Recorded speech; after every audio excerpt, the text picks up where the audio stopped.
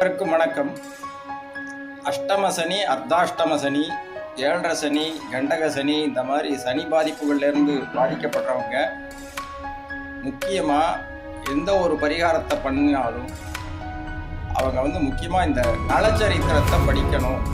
முழுசாக ஒரு தடவை படிக்கணும், இல்லை காதால் கேட்கணும். அப்படி படித்து முடிச்சுட்டு நான் சொல்கிற ஒரு சின்ன ஒரு ஸ்லோகத்தை காலையிலையும் சாயந்தரமும் சொல்லிடுவேன். ரொம்ப சிம்பிளான 2 வரி ஸ்லோகம் தான். அது என்னன்னு கேட்டாக்க,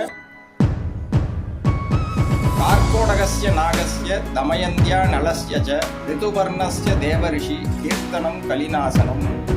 அதாவது இந்த ஸ்லோகத்திலேயே அதில் வர்ற கதாபாத்திரங்கள்லாம் முன்ன பின்ன இதை காலையிலையும் சாயந்தரமும் இந்த ஸ்லோகத்தை எவ்வளோ முடியுமோ அவங்க சொல்லிட்டு